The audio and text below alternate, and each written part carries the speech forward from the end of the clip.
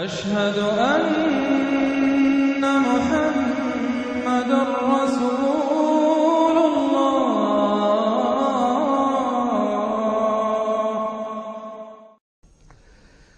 کل میں نے اشارہ کر دیا تھا کہ قرآن حکیم میں سورۃ البلد کے بعد 4 جو صورتیں ہیں ان کو ایک مشترک عنوان ان کے لیے میں نے تجویز کیا ہے 4 سورہ نور و ظلمت۔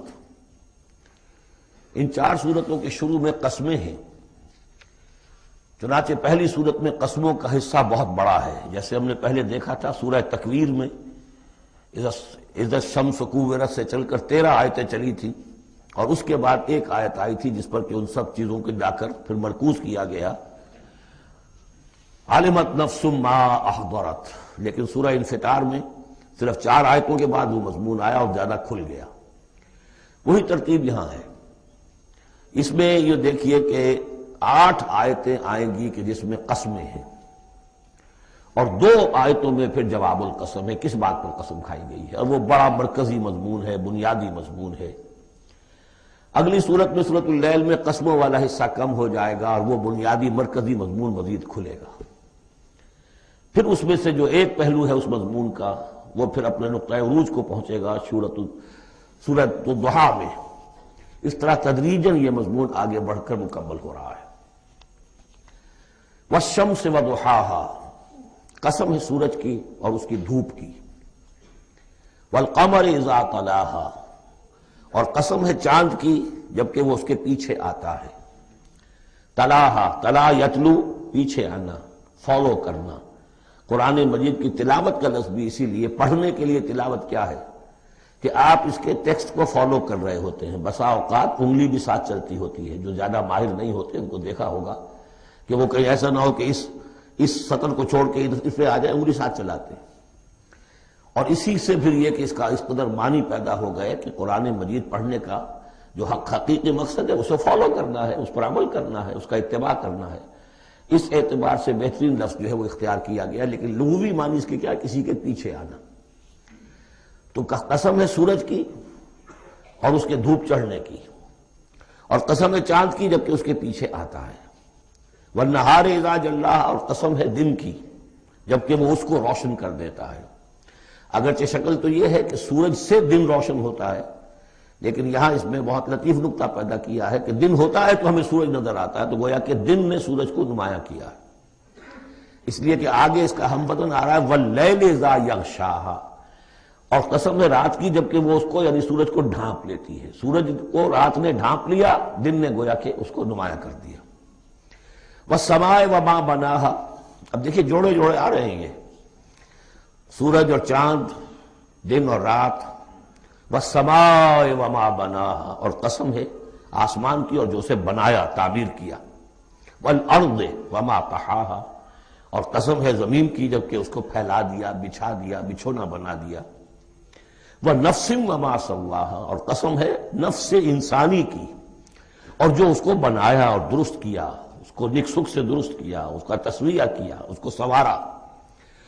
فَأَلْهَمَهَا فُجُورَهَا وَتَقْوَاهَا، یہاں تک کہ اس کے اندر نیکی اور بدی کا علم الہامی طور پر رکھ دیا، الہام کر دیا اسے، اس کا فجور بھی اور اس کا تقویٰ بھی۔ اب یہاں قسم کھائی گئی قد افلح من زکاھا وقد خاب من دساھا، جس نے بھی اپنے نفس کو پاک کر لیا وہ کامیاب ہو گیا، اور جس نے اسے مٹی میں دفن کر دیا وہ ناکام ہو گیا۔ اصل مضمون یہ ہے مرکزی 2 آیات کہ انسان کے پاس کوئی ایک امانت ہے، اس کا ایک نفس ہے جو اللہ نے اسے دیا ہے۔ اس نفس کو جس نے پاک کر لیا، سنوار لیا، بنا لیا، جس کے لیے ہم مختلف الفاظ استعمال کرتے رہے ہیں، تعمیر سیرت، تعمیر خودی، کریکٹر بلڈنگ، ایک انسان اپنی شخصیت کو بناتا ہے۔ تو جس نے تو صرف بنانا، لیکن اس کے علاوہ پاک کرنا، بنانا اس معنی میں کہ تمام رذائل سے اس کو پاک کیا جائے اور فضائل سے اسے سنوارا جائے، اسے منور کیا جائے، مزین کیا جائے۔ تو جس نے اپنے نفس کو پاک کر لیا، مزین کر لیا، فضائل سے مرصع کر لیا، مسجع کر لیا، وہ کامیاب ہو گیا۔ خواہ یہاں پر اس کے پاس جائیداد نہ بنی ہو، دولت اس کے پاس جمع نہ ہوئی ہو، دنیا والے اس کو جانتے بھی نہ ہو، وہ غیر معروف آدمی ہو، کچھ بھی ہو، یعنی ایک معیار ہے کامیابی ناکامی کا جو ہم لوگوں کے سامنے رہتا ہے۔ کامیاب کون ہے؟ زیادہ پیسے والا، زیادہ دولت والا، جو زیادہ پروفیشن میں شائن کر گیا، بزنس میں آگے نکل گیا، کسی بھی اعتبار سے۔ لیکن اس میں زور ہے قد افلح من زکاہا، اصل میں کامیابی اور فلاح تو اس کی ہے۔ اور یہ فلاح کے لفظ پر ہم غور کر چکے ہیں سورہ مومنون کے شروع میں، کہ یہی جو انسان کی اندرونی شخصیت ہے، انا یا خودی جسے ہم کہتے ہیں سیلف، جس کو کہ پروفائڈ نے سیلف قرار دیا ہے، اس سیلف کو اپنی اڈ اور لیبیڈو کے تسلط سے آزاد کرانا اور پھر اس کو بلڈ کرنا، اس کو ڈیولپ کرنا، تعمیر خودی، یہی علامہ اقبال کا فلسفہ ہے۔ تو یہ ایسے ہی ہے کہ جیسے کہیں خزانہ تھا، آپ نے کھود کر اس میں سے خزانہ نکالا، تو یہ ہمارا سیلف جو ہے، ہماری خودی جو ہے، یہ بھی در حقیقت ہمارے اس حیوانی وجود کے اندر دفن ہے۔ اس حیوانی وجود کے اندر سے اس کو برآمد کرنا، جیسے کہ آم کی گٹھلی پھٹتی ہے تو اس میں سے 2 پتے نکلتے ہیں تو اس سے آم کا درخت بننا شروع ہوتا ہے۔ اسی لیے وہ جو میں نے آپ کو وہ اس کا اپنشد کا جملہ بھی سنایا تھا کہ man is in his ignorance identifies himself with the material sheets which encompass his real self۔ اصل خودی، اصل انا، اصل میں وہ کون ہے؟ یہ میرا وجود ہے، یہ میرا جسم ہے، یہ میرے ہاتھ ہے، یہ میرے پاؤں ہیں، لیکن میرا میں ایک پوزیسو موڈ میں ایک پروناؤن آیا ہے، تو جو پوزیس کر رہا ہے جسم کو وہ کون ہے؟ وہ ایک اس کی اندرونی لطیف شخصیت ہے، اسے انا سے، خودی سے، سیلف سے تعبیر کرتے ہیں، اور در حقیقت وہ عبارت ہے اس روح سے کہ جو اللہ تعالیٰ نے پھونکی ہے اس میں، وَنَفَخْتُ فِيهِ مِن رُوحِي۔ تو اس مٹی کے ڈھیر میں اس روح کو ڈالا گیا ہے، اس کو برآمد کرنا اور اس کو بنانا اور سنوارنا، یہ ہے اصل کام انسان کا۔ جو اس میں کامیاب ہو گیا وہ کامیاب ہو گیا۔ اور دسا یدسو ہم پڑھ چکے ہیں کہ جب کسی شخص کے ہاں اس زمانے میں، اس معاشرے میں کوئی خوشخبری آتی تھی کہ بچی پیدا ہو گئی ہے، تو ایک تو منہ چھپاتا پھرتا تھا وہ کہ بیٹی ہو گئی، میں بیٹی کا باپ شمار ہوں گا، اور سوچتا رہتا تھا کہ اسے میں اپنے پاس رکھوں، ام یدسھا فی التراب، یا اسے جا کے میں مٹی میں دباؤں۔ تو دسا یدسو دبا دینا، تو یہ ہے کہ جس نے اپنی اس خودی کو اسی حیوانی وجود میں دبا دیا، ختم کر دیا، قد خاب من دساہا، وہ ناکام ہو گیا۔ اب اس حقیقت پر ایک تو میں نے آپ کو نوٹ کرایا تھا کل کہ سورۃ الاعلیٰ پڑھتے ہوئے میں نے کہا تھا کہ بعض مضامین جو ہیں جو ان صورتوں میں آ رہے ہیں وہ سورۃ الاعلیٰ میں ان کی اصل جڑ پڑ چکی ہے، اور اس کی آخری 6 آیتیں جو ہیں وہ کیا ہے؟ قد افلح من تزکا وذکر اسم ربہ فصلی بل تؤثرون الحیاۃ الدنیا والآخرۃ خیر وابقی ان ھذا لفی الصحف الاولی صحف ابراہیم وموسیٰ۔ قد افلح من تزکا، جس نے پاکیزگی حاصل کری وہ کامیاب ہو گیا۔ یہاں اسے مزید کھولا کہ اس کا برعکس کیا ہے؟ قد افلح من زکاہا وقد خاب من دساہا۔ اس پر گواہیاں لائی گئی ہیں کہ جیسے تمہیں پوری اس کائنات میں تضادات نظر آتے ہیں، رات ہے، دن بھی ہے، آسمان ہے بلند، زمین ہے پست، بالکل اسی طریقے سے انسان کا معاملہ بھی یہ ہے کہ اگرچہ ویسے تو شکل و صورت میں سب تقریباً ایک جیسے انسان ہیں، ہیومن بینگز ہیں، لیکن 2 مختلف قسم کے راستوں پر یہ چل رہے ہیں۔ ایک راستہ وہ ہے کہ یہی حیوانی نفسانی خواہشات اور اسی کے اندر پوری زندگی جو ہے گزار دی، اور اپنے اس اصل روح ربانی کو، اپنی اصل امانت الہیہ کو دبا دیا، گویا کہ چلتے پھرتی قبر بن گئے۔ اس کے لیے حیوان انسان چل رہا ہے، لیکن وہ انسان جو ہے وہ روحانی وجود اس کا، وہ اس کے اندر دفن ہو چکا ہے۔ تو قد خواب من دساہا قد افلح من زکاہا، اس پر یہ ساری قسمیں کھائی گئی۔ سورج ہے تو اس کے ساتھ چاند ہے، دن ہے تو اس کے ساتھ رات ہے، اسی طریقے سے آسمان ہے تو اس کے ساتھ زمین ہے، اور یہ جو نفس انسانی ہے اسے اللہ نے بڑا سنوارا ہے، بنایا ہے۔ اس نفس کے اندر بھی ایک ودیت کر دیا ہے نیکی اور بدی کا شعور۔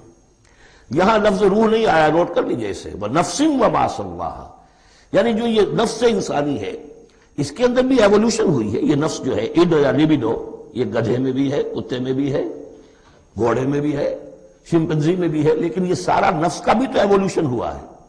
اس ایوولوشن کا جو مرتبہ آیا ہے انسان میں آ کر وہ یہ ہے کہ انسان میں اس کے اندر ایک حس پیدا ہو گئی ہے، مورل سینس، کہ کچھ چیزوں کو وہ سمجھتا ہے کہ یہ بری ہیں، کچھ چیزیں اچھی ہیں۔ اور یہ اتنا یونیورسل کانسیپٹ ہے کہ جس کو یوں سمجھیے کہ جس معاشرے میں جائیے سچ بولنا اچھا ہے، جھوٹ بولنا برا ہے۔ یہ کبھی ایسا نہیں ہوا کسی نے کہا ہو کہ جھوٹ بولنا اچھا ہے، سچ بولنا برا ہے۔ وعدہ کر کے پورا کرنا اچھا ہے، وعدہ خلافی کرنا برا ہے۔ جو شخص وعدہ خلافی کر رہا ہوتا ہے وہ بھی جانتا ہے کہ میں برا کام کر رہا ہوں، میرا اس کا ضمیر اس وقت اس کو ملامت کر رہا ہوتا ہے، جس کی قسم کھائی گئی ہے۔ لا اقسم بیوم القیامہ ولا اقسم بالنفس اللوامہ، یہ تمہارے اپنے اندر جو ہے مائی کانشنس از پنچنگ می بھائی، کہ تمہارے اندر ایک اخلاقی حص ہے، یہ اخلاقی حص نفس انسانی میں ودیعت شدہ ہے۔ روح میں جو کچھ ہے وہ تو اور بڑی شے ہے، روح انسانی میں تو معرفت خداوندی ہے اور محبت خداوندی ہے، دونوں چیزیں روح انسانی کے اندر موجود ہیں۔ ابھی یہاں سے نفس کی بات ہو رہی ہے، جیسے عالم خلق کے تمام جو مظاہر ہیں ان کو بیان کیا جا رہا ہے، سورج اور چاند عالم خلق کی چیزیں، عالم امر کی نہیں ہیں، رات اور دن عالم خلق کی چیزیں ہیں، آسمان اور زمین عالم خلق کی چیزیں ہیں، نفس بھی عالم خلق کی شے ہے، روح ہے عالم امر کی شے۔ تو نفس انسانی بھی نفس حیوانی سے ممتاز ہے بئی معنی کہ اس میں وہ ایک مورل سینس موجود ہے جس کی بنا پر اس کے اندر یہ شعور ہے ودیعت شدہ، الہام شدہ، الہمہا، الہام کر دیا اس میں کہ کچھ چیزوں کو وہ جانتا ہے یہ خیر ہیں اور کچھ کو جانتا ہے یہ شر ہے۔ اسی لیے قرآن مجید نے کثرت سے جو لفظ استعمال کیا ہے وہ معروف اور منکر۔ معروف وہ جو جانی پہچانی شے نفس انسانی جانتی ہے کہ یہ چیز اچھی ہے، منکر وہ جس سے کہ نفس انسانی اباح کرتا ہے یہ کیا ہے، یہ نہیں ہونا چاہیے، یہ فطرت اس کے اندر موجود ہے سرشت کے اندر۔ اب مرحلہ صرف یہ ہے کہ جب یہ بنیادی بیج تو اللہ نے تمہارے نفس میں ڈال دیا، اب اسے پروان چڑھانا تمہارا کام ہے، اسے آگے بڑھاؤ، پروان چڑھاؤ عمل صالح سے۔ الیہ یصعد الکلم الطیب والعمل الصالح یرفعہ، اچھا کلام ہو، اچھی بات ہو، اس کے اندر اوپر اٹھنے کی، اللہ کی طرف بڑھنے کی صلاحیت تو ہے، لیکن عمل صالح اس کے ساتھ ہوگا تو وہ اوپر اٹھے گا۔ تو یہ جو بھی پوٹینشل ہے انسانی فطرت کا، تو قد افلح جس نے وہ محنت کی، مشقت کی، اس نے اپنی اس اصل انسانی شخصیت کو برآمد کیا، اس مٹی کے ڈھیر میں سے بنایا، اسے ایک بڑا درخت بنا دیا، تناور درخت بنا دیا جس میں وہ پھل لگے ہیں جو ہم سورہ تغابن میں پڑھ رہے ہیں، وہ کامیاب ہو گیا۔ اور جس نے اس کو دبائے رکھا وہ مٹی ہی کی زندگی میں، اور جو جسمانی وجود ہے اسی کے تقاضوں کو پورا کرنے میں لگا رہا، وہ غائب ہو گیا، ناصر۔ اب اس کے بعد یہ کہ یہ معاملہ جس طرح انڈیویجولز کا ہوتا ہے ایسے کسی معاشرے کا بھی ہوتا ہے۔ معاشرے میں بھی کچھ لوگ ہوتے ہیں کہ جو خیر کی طرف بلانے والے، کچھ ہوتے ہیں کہ جو بدی کی طرف بلانے والے، جس طریقے سے فرد کے اندر موجود ہے اسی طریقے سے پھر اس کے اندر بھی اگر ایک قوم کا اجتماعی ضمیر جو ہے وہ زندہ رہے اور امر بالمعروف نہی عن المنکر کا فریضہ وہاں سر انجام دیا جاتا رہے تو معاشرے کی خیر ہوگی۔ اور اگر اخلاقی حزب بحیثیت مجموعی اس درجے کمزور ہو جائے کہ قوم کا اجتماعی ضمیر مردہ ہو جائے اور پھر اسے حصی نہ رہے، وائے ناکامی متائے کارواں جاتا رہا، کارواں کے دل سے احساس زیاں جاتا رہا، وہ احساس ہی نہ رہے اجتماعی سطح پر کہ یہ بدی ہے اور یہ برا کام ہے، یہ منکر ہے، تو پھر وہ تباہ ہوتی ہے۔ اس کی ایک مثال دی ہے، کذبت ثمود بطغواہا، قوم ثمود نے بھی جھٹلایا تھا اپنی سرکشی کے باوجود۔ اذ انبعث اشقاہا، جب ان کا جو سب سے شقی انسان تھا وہ کھڑا ہوا اور اس نے پھر اونٹنی کو جو اللہ تعالیٰ نے بطور معجزہ دی تھی اس کو اس نے ہلاک کر دیا۔ قال لهم رسول اللہ ناقۃ اللہ وسقیاہا، ان سے کہہ دیا تھا اللہ کے رسول نے کہ دیکھو یہ اللہ کی اونٹنی ہے اور اس کا پانی پینے کی جو باری کا دن ہے اس میں کوئی گڑبڑ پیدا نہ کرنا۔ فکذبوہ فعقروہا، انہوں نے اسے جھٹلا دیا اور اس کی کونچیں کاٹ ڈالی۔ فدمدم علیہم ربہم بذنبہم، تو الٹ پڑا اللہ تعالیٰ کی طرف سے ان پر عذاب ان کے گناہ کی پاداش میں۔ فسواہا، اللہ نے سب کو برابر کر دیا۔ ولا یخاف عقباہا، اور اللہ تعالیٰ کو اس کا کوئی ڈر نہیں کہ اس کا کیا نتیجہ نکلے گا، اس کی مخلوق تھی انہیں ختم کر دیا اور مخلوق کو وہ لے آئے گا۔ تو انفرادی اور پھر اجتماعی، ان دونوں چیزوں کو اس صورت کے اندر جمع کر دیا گیا۔ اب یہاں سے جو مضمون شروع ہوا ہے دیکھیے اگلی صورت میں کھلے گا۔